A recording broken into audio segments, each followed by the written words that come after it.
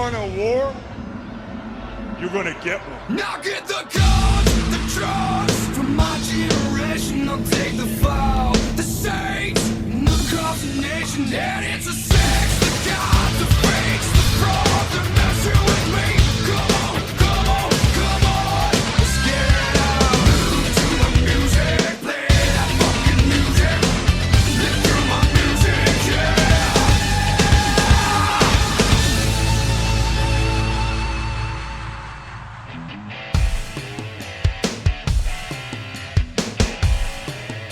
Welcome to Reliving the War episode 61, and thanks for joining me as we look back at more episodes of WWF Raw and WCW Nitro.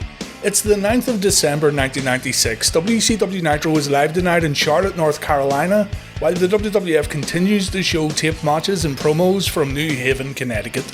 The WWF's going to present In Your House It's Time later in the week, and remember, I'm covering that whole pay-per-view on a separate upload, so make sure you're subscribed so you don't miss out.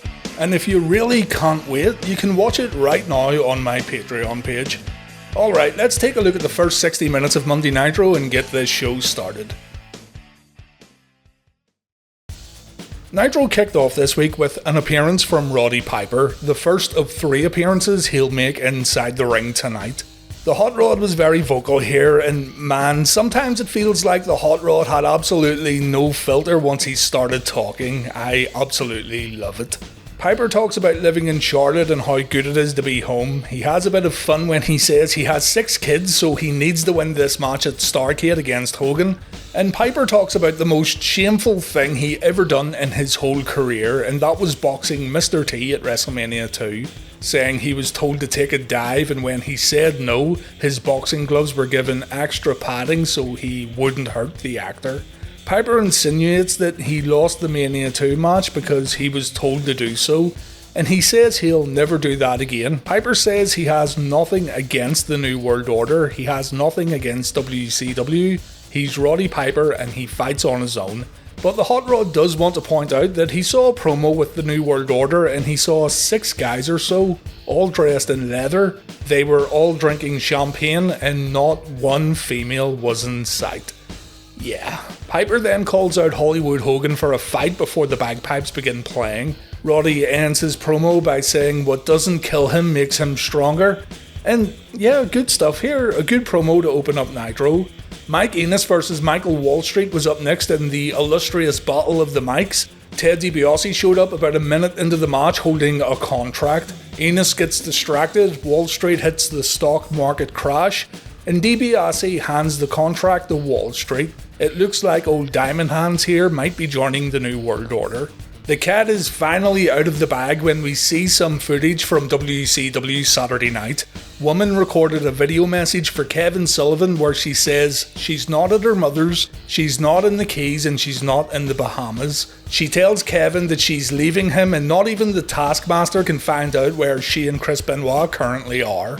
Chris Benoit then says that the Bishop has taken his queen, as it's made completely clear that Benoit and Woman are an item. What's interesting here is that Woman and Benoit would begin a real life relationship, and it all started through this angle on WCW television. So Kevin Sullivan somehow managed to book his own real life divorce, Booker of the Year credentials there. Hugh Morris then defeated the Renegade. It was a short match, Morris won with his no laughing matter moonsault, nothing more to say. Kevin Sullivan then shows up and he's absolutely furious. He tells Tony Schiavone that the tape that just aired featuring Woman and Benoit was private and it shouldn't have been put on TV. Kevin says he has a real life outside of the ring and his personal issues shouldn't be used to draw ratings. Sullivan says that the video that just aired seriously affected someone he has to take care of, and any tapes of this nature should be given to Sullivan before they air on television. Keep in mind that this is the same motherfucker who, not too long ago, was taking orders from the Master while drinking steamy beers in a cave that had no Hulkamaniacs. Kevin Green showed up on Nitro and he hasn't forgotten about that dastardly Steve Mongo McMichael. Green says he'll be back during the off-season to kick Mongo's ass, and Kevin says if he ever gets a shot at Hulk Hogan, he would rename him to Chokin' Hogan because Hulk would be choking on Green's big, massive fist. His cyber fist. Jimmy Graffiti vs Dean Malenko was up next, and Sonny Ono showed up during the match, acting like a tourist while taking photos of Malenko. Dean wins the match, and afterwards, Dean says he's coming for Ultimo Dragon at Starrcade. Sonny Ono gets interviewed by Mean Gene Okerlund, and Ono forgets to put on his Asian accent. Gene calls him out, and Sonny says if he speaks with an accent, he gets free education, free money, and a free house courtesy of the good old USA. Ono isn't worried about Malenko at Starrcade because Dragon has the J crown while Dean only has one belt. The promo ends with Ono waving a little American flag. The Nasty Boys took on the Faces of Fear next, and the Outsiders appeared on the ramp during the matchup. And it ended when the Barbarian hit Brian Knobbs with Jimmy Hart's megaphone. The cameras completely missed the finish. All in all, a great first 60 minutes of Nitro. WCW gets the unopposed point this week. Raw opens up with a hype video for tonight's Mankind vs Undertaker main event, and we also get a disclaimer before going to the arena. I will be keeping an eye out for this action of a graphic nature. We have got a Ric Flair and Roddy Piper promo up next on WCW Nitro, while the World Wrestling Federation start things off with the Triple H vs Psycho Sid champion vs champion match. Psycho Sid launches an attack during Hunter's entrance, and the future King of Kings takes a beating on the rampway. When the action gets in the ring, Hunter gets pummeled in the corner. Jim Ross says Sid is sending a message to Bret Hart as the WWF champ hits a press slam on the IC champ. So far, Helmsley has done absolutely nothing. Hunter does manage to avoid a big boot, but he ends up getting pushed out of the ring for his troubles. And on the outside, Sid drops his opponent across the guardrail. As Sid continues his assault, Jim Ross announces that Shawn Michaels will provide commentary for the WWF Championship match at In Your House It's Time. So that's going to be interesting for sure, seeing as neither Sid nor Bret have much love for the man's man, HBK Shawn Michaels. Triple H takes the Flair corner bump and he walks right into a chokeslam. Sid then hits the powerbomb, and Hunter decides to roll out of the ring to get himself counted out. I get it, make Sid look as strong as possible before the pay-per-view, but they done that here at the expense of their Intercontinental Champion, and I know people don't like Triple H, but this was some bullshit right here. No offense whatsoever from Hunter, absolute squash match. Imagine if this was WCW World Champion Hulk Hogan doing this stuff. The Hulkster would never do such things. Nature Boy Ric Flair gets a ridiculous pop from the Charlotte audience on Monday Nitro, and Slick Rick is happy to be in the Horseman's backyard tonight. Even though Kevin Green was talking smack about a horseman, Flair still bows down and he calls Green the man. Flair wants to bring out Roddy Piper, the hot rod comes out, and Flair says the word icon is thrown around quite a lot in wrestling, but Roddy Piper is truly an icon of the sport. Flair says Piper came to Charlotte in 1981 in a Greyhound bus, and after just a few weeks of going up and down the roads with Ric Flair, the women were calling Piper Hot Rod, and Roddy's career took off like a rocket ship.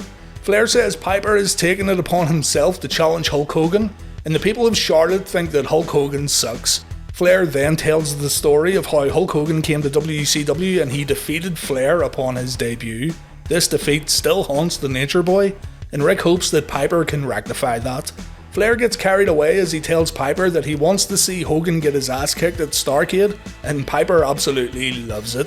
Piper says the Horsemen have all said nice things to him today, but this is his last shot. He doesn't want anyone's help on December 29th, and at Starrcade, Hulk Hogan belongs to Roddy Piper. The Hot Rod tells Flair that he loves him before the promo ends, and this is an easy point for WCW Nitro.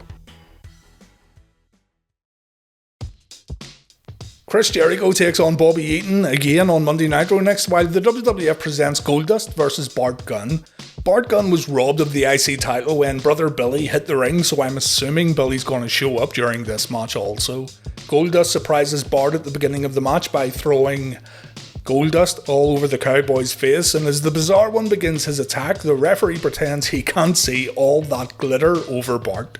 Bart gets dropped across the top rope, and on the outside, Bart also gets dropped across the guardrail. Marlena blows smoke onto Bart while Goldust distracts the referee, and the former IC champ stops Bart from climbing back into the ring. The fight continues on the outside where Bart tries to mount a comeback, but he gets thrown into the ring steps, and our commentary team let us know that Bret Hart will get interviewed later in the show as Goldust suplexes Bart back into the ring. Gunn manages to catch Goldust with a pin, but it only gets a 2. Goldust replies with a grounded uppercut, and then we see Billy Gunn watching the match backstage. Billy says he carried Bart throughout his whole career and he's gonna whip him all the way back to Texas. And Billy also gets upset by this chinlock that's currently getting applied by Goldust. Bart tries to fight out, but Goldust brings Bart back down with another chinlock. Ooh. Both men get to their feet, Goldust hits a snapmare, but his follow-up elbow drop misses its target.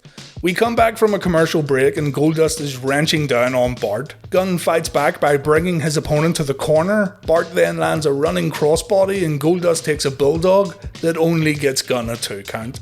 Goldust gets hit with a back body drop and Bart goes upstairs. Gunn goes for a twisting crossbody, but Goldust moves out of the way and Gunn begins selling his knee. And you want to know how this one ends? With a chop block. Goldust lands a fucking chop block and he scores the pinfall win. Billy Gunn comes out afterwards and he says this is what happens when Billy isn't around. Billy slaps Bart a little and Bart begins fighting back. Billy runs away and that's it. Gonna be honest, I was falling asleep while watching this one. The finish was poor and even after the Billy Gunn bit, Bart still looked like a total loser. Beautiful Bobby Eaton starts his match off by hitting a shoulder block on Chris Jericho and Eaton follows this up with a clothesline. Bobby isn't messing around today as he goes to the top rope and he hits a diving knee drop, but Chris kicks out at 2. As Chris begins fighting back, we get a split screen interview featuring the Lionheart. Chris says he's tired of hearing about the NWO and he says the history and lineage of WCW will prevail over the evil faction. As Y2J hits a spinning wheel kick inside the ring, he talks about Nick Patrick and how Chris exposed Patrick at World War III, and Y2J says he isn't finished with the crooked ref as the promo comes to an end. Jericho hits a suplex inside the ropes and he follows this up with a lion salt. Eaton kicks out at 2. And Jericho delays when getting whipped into the corner, resulting in Beautiful Bobby hitting an electric chair drop. Eaton goes upstairs again looking for the Alabama Jam, but he fails to hit Jericho. Chris replies with a super kick, and our match comes to an end when Jericho lands a missile dropkick for the 1-2-3. It was short, but still way more entertaining than Bart Gunn vs Goldust, so it's another point for Nitro.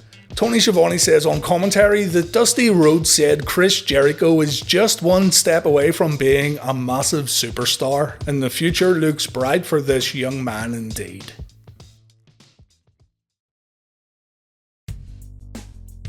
Nitro presents Arn Anderson vs Craig Pittman next, while WWF Raw puts on that 2-on-1 match that was advertised last week, the real Double J Jesse James vs Bradshaw and Uncle Zebekiah. But before we all die a slow and painful death, let's check in with Todd Pettengill in the Milton Bradley Karate Fighters tournament. Todd lets us know that it all comes to an end next Monday when Jerry Lawler battles Sable for Karate Fighters dominance on Raw.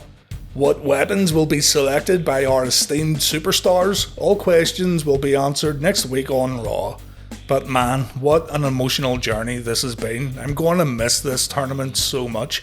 And I just really want to thank the World Wrestling Federation and Milton Bradley for joining their corporate forces to deliver these incredible paid advertisements throughout the past few weeks. Thank you. Hello, my friend, we again.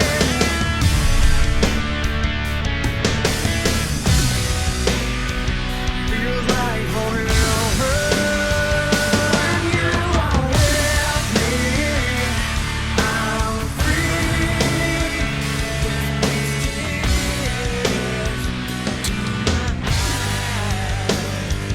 My sacrifice.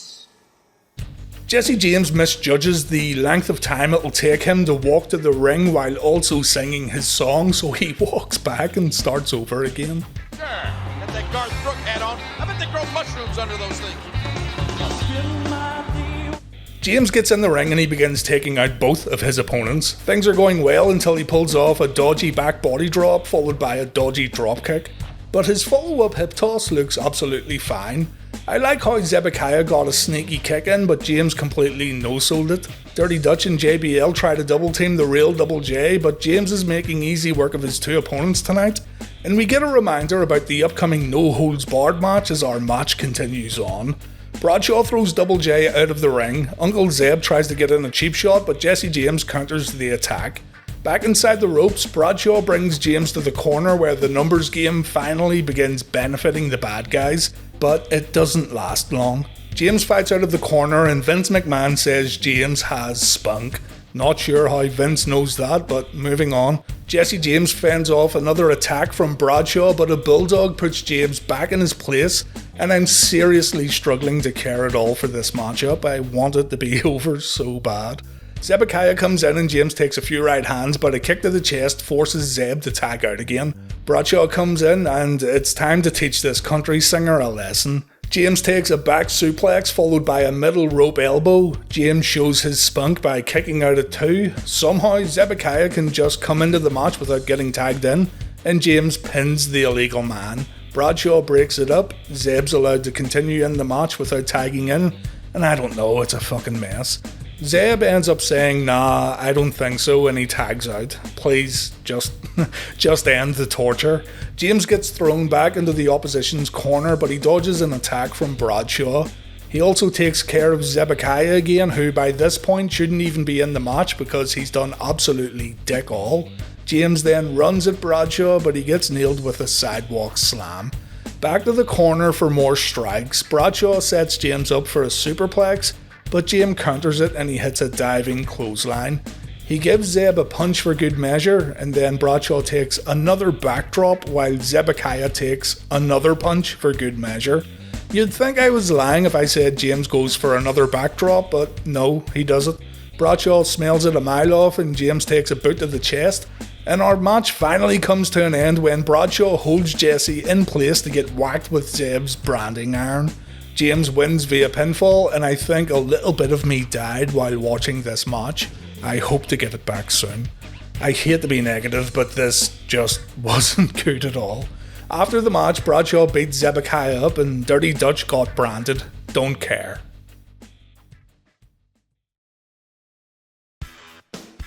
Have to be fair here also, Arn Anderson vs Craig Pittman sounds very predictable, but it can't be worse than the match on Raw. Pittman is a heel now, I think. Just thought you'd like to know this important piece of information. Not sure if he's just healing it up for this match, or if he's completely turned, but I don't think anybody cares. Mongo and Deborah come to the ring with the Enforcer. Maybe the magical briefcase comes into play during this matchup. Kevin Sullivan shows up via split screen and he says he blames all his problems on Arn Anderson. Sullivan is complaining about having some long, cold and lonely nights, and again, remember, this guy was a full-blown devil worshipper at one point. Sullivan says he may be having cold nights, but next week, and I quote, Arn is gonna heat up his life. That sounds extremely erotic, but anyway, our match begins as the crowd goes nuts for Arn Anderson. The two competitors trade waist locks before the Enforcer makes it to the ropes. Craig Pittman goes to slide in a cheeky finger, but Arn dodges it. Not today, Craig, not today. Pittman wants to test his strength against the Enforcer, but Arn hits a kick to the midsection instead. We see a few wrist locks, but again, Arn breaks Pittman's hold by grabbing the ropes. We come back from a commercial break and Pittman's in control, but it doesn't take long for Anderson to turn it around. Double A slides out of the ring while grabbing Craig's foot, and Pittman gets his knee slammed into the ring post. Mongo thinks this is great, by the way. He's having a great old time. We see one of the very worst snapmares in wrestling history. Arn then goes upstairs, but he gets thrown off the top rope. Pittman locks in the code red, but once again the Enforcer gets to the ropes and Pittman has to break his finishing hold. Arn slides out of the ring and Deborah causes a distraction when Pittman follows. This allows Mongo and his magical briefcase to do a little damage, and Arn plants Craig with a DDT. Double A wins via pinfall.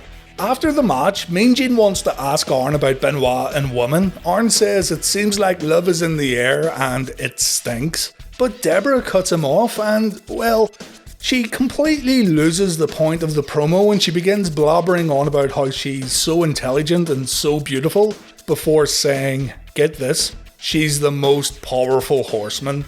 I think she meant to say she was the most powerful female member of the group, but nonetheless, our main man Steve McMichael puts Arn over by saying he just beat one of the toughest wrestlers in the world tonight. I beg to differ. And the promo ends with Arn Anderson telling Benoit to come home, and as for woman, Anderson has a bone to pick with Nancy. Another point for Nitro, Raw has been absolutely brutal so far. Bret Hart cuts a promo next on WWF Raw while the US title tournament continues on Nitro with Diamond Dallas Page taking on the fake Double J, Jumping Jesus. Jim Ross reminds Bret Hart that he could become a 4-time WWF champion this Sunday at In Your House, and Hart says ever since he left the WWF after WrestleMania, all he's thought about is becoming the champion once again. Psycho Sid may be 6'9", but Bret wants that title and Sid is just standing in his way. Bret says when Sid snaps, they call him Psycho, but when Bret snaps, they're going to call him the WWF champion. Bret doesn't care how big Sid is and how bad Sid is. This Sunday, Psycho Sid will be excellently executed by the best there is, the best there was, and the best there ever will be. And that's it. Bret didn't talk about Shawn Michaels at all here, and remember, HBK's going to be at ringside for this title match at In Your House. You'd think he would have been an important part of the promo. I'm pretty happy that DDP is wrestling on the second hour of Nitro this week because it's been quite a long time since I've been able to talk about one of his matches on Reliving the War. Jarrett and Page lock up, but no one gets an advantage. They go at it again and Jarrett manages to take Page down before stepping on Dallas's back. Page sees the humour in this. They lock up again and Jarrett gets brought to the corner and the crowd pops when it looks like Page is going to give a clean break, but he gets a kick in. Page knows he's outsmarted Jarrett here and he plays up to it. Jarrett performs a headlock takedown, Page counters with a head scissors, and it looks like the friendly banter has ended as both men push each other around before locking up again. Another headlock and head scissors brings both competitors to a stalemate. Jarrett applies a hammerlock just before we take a commercial break, and when we come back, Jarrett is still in control until Page pulls off a back suplex. Dallas then hits a tilt-a-whirl sidewalk slam, but it only gets him a 2 count. Jarrett replies with an enziguri before doing a little strut, and Jeff hits a swinging neckbreaker that looked pretty good. These can be hit or miss sometimes with the old fake Double J. Jarrett begins using the ropes to his advantage and Dallas takes a beating. The referee has to step in a few times to tell Jeff to chill out, but Double J wants to hurt Page. And when Page finally answers with a sunset flip, Jarrett kicks out and he hits a big clothesline on the master of the diamond cutter. Jarrett nails a slingshot suplex and he follows up with a middle rope fist drop. Page continues to kick out and Jarrett continues to get frustrated. DDP has to fight his way out of the corner and he tries to mount a comeback, but Jarrett comes right back with a face crusher and it looks like Jarrett is going to go to the next round in this US title tournament. Page is having a tough time against Double J. Page finds himself in a sleeper hold and this stays locked in for quite a while.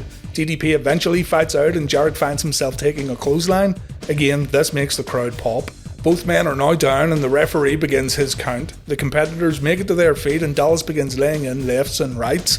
Page goes upstairs and he hits a diving clothesline, but Dallas ends up flying over the top rope after charging at his opponent. With Jeff in the ring all on his own, the Outsiders make an appearance. Kevin Nash distracts the referee while Scott Hall hits an Outsider's Edge on Jarrett. Page rolls back into the ring and pins Jarrett for the win. This was a good, fun TV match and it was also much needed. Another point for WCW Nitro. DDP will now go to Starrcade to face the winner of the Benoit vs Guerrero match. That match takes place in 2 weeks' time. Mean Gene gets a brief interview with Dallas afterwards and Gene wants to know about Page's relationship with the Outsiders. Page reiterates that he doesn't need the NWO's help. He wants Hall and Nash to stop trying to contact him. Let Page do his own thing and Page will let the Outsiders do their own thing. Page says he stands alone and nobody wants the US title more than him at Starrcade 96. Roddy Piper is back out one more time to cut a promo on Nitro while the World Wrestling Federation presents that Mankind vs Undertaker no-holds-barred match. I pray to God it's good. Let's stick with Nitro. The Steiner Brothers music plays in the arena and Schiavone says we're going to see Rick Steiner vs Scott Norton in our main event, but out comes Roddy Piper instead. Roddy sets up a chair in the ring. The Hot Rod says he's tired of talking. There's going to be no main event tonight. Piper wants Hogan right now and he wants a fight. The NWO music begins playing in the arena. Out comes Eric Bischoff. Piper says stop stalling. He wants Hogan right now as Bischoff makes his way down to the ring. People are throwing all sorts of shit at Eric Bischoff. The camera cuts away from Eazy-E, but when it comes back, He's absolutely drenched. Someone definitely hit their target, and I'm so annoyed we didn't get to see the prize-winning throw. Someone also tries to throw toilet paper at Eric and it just misses, watching super slow-mo to see how close it was. Even Piper throws some garbage at Eric when Bischoff finally reaches his destination after what looked like a grueling journey. What's pretty strange here is that Piper doesn't try to attack Eric even after trying to do so on Nitro a few weeks back and at World War III. Bischoff says the NWO has left the arena, so Piper has nothing to worry about, and Eric then admits that he tried to stop Piper from coming to WCW. Eric says he done this to protect Piper from himself. Eric goes on to say that Roddy Piper is no Hulk Hogan, and at Starrcade, it'll be Piper who's looking up at the lights when all is said and done. Bischoff mocks Piper as he walks away, but Roddy blindsides him, and Eric is then held hostage as the NWO circle the ring. Kevin Green comes down to help Piper, the crowd goes insane, and this is how Nitro ended. That's bullshit, isn't it? Well, the WWE Network has an extended version, so let's see what happened after the show. The NWO get in the ring and Piper fights them off with his chair. Double A and Mongo then come down to help Piper and Green. This is a bit weird, seeing as Green had that rivalry with Mongo going on, but anyway, the NWO end up getting out of harm's way. Bischoff says he wants to go home as Ted DiBiase brings him back through the curtain, and the NWO stand at the entranceway as Piper hugs Arn Anderson. I've been looking forward to this Mankind vs Taker match since last week, so let's see if they can save a point for Raw. Mankind tries to sneak attack the Phenom, but the Undertaker catches Foley and Mick ends up taking a beating. We see the Undertaker's jumping clothesline, and then the Dead Man follows up with Old School as Paul Bearer looks on in disbelief.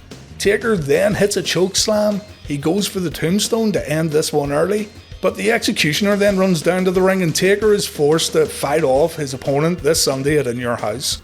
Taker chases Executioner up the ramp before we go to commercial break, and when we come back, Mankind is laying in a few rights on the outside. McMahon says Foley turned the match around during the commercials. It doesn't take long for the Phenom to take control again, and Foley gets his head rammed into the steel steps. Taker then stomps on Mankind's hand, trying to take away Foley's finishing move in the process.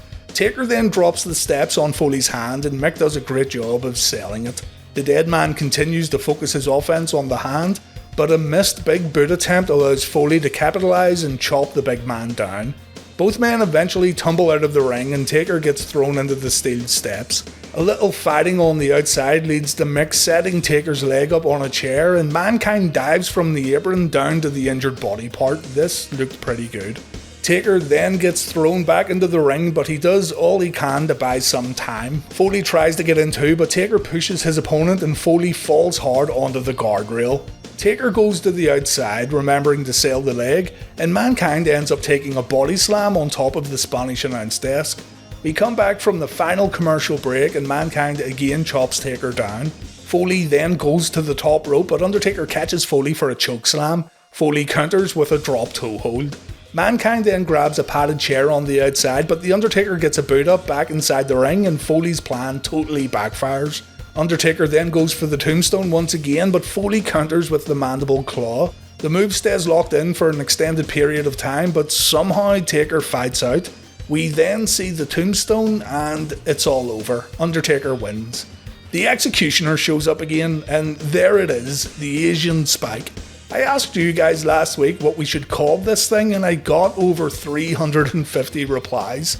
So, the Executioner hits the final slice, Executioner hits the pizza pike, he hits the pepperoni stick, Executioner finishes Taker off with the cyber thumb, Executioner with the pizza plunge, Executioner lands the pizzacution, Executioner with a devastating sausage choker, the pre-Umaga tickle, the dough poke of doom, the Pizza Hut cut, pizza the action, Thumbo slice, slice of pie necktie, salami screwball, and my personal favourite, the...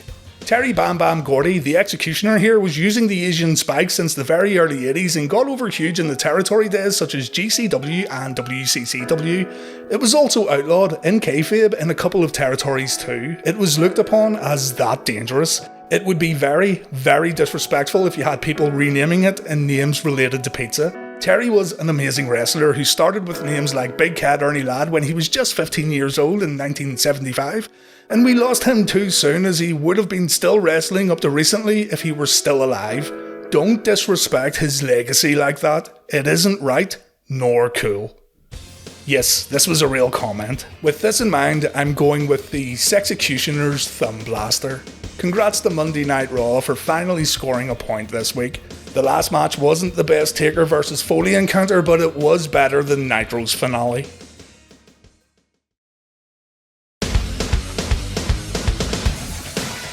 Nitro destroyed Raw this week. Raw improved towards the last 15 minutes or so, but it was nowhere near enough to beat WCW. The Nitro program was pretty varied this week, and even though we had 3 Roddy Piper appearances, all 3 were still pretty entertaining. Our overall scores are 21 points to Raw, 32 points to Nitro, and we've had 8 ties. WCW Nitro continues their dominance in the television ratings, scoring a 3.3, while Raw managed a 2.3. In your house it's time is the next video in the Reliving the War series that gets uploaded to the channel. It'll be available later in the week. Again, if you can't wait and if you also want to support the channel, have a look on Patreon and you can watch the video before everyone else. I hope you enjoyed today's video. Thank you so much for watching and take care.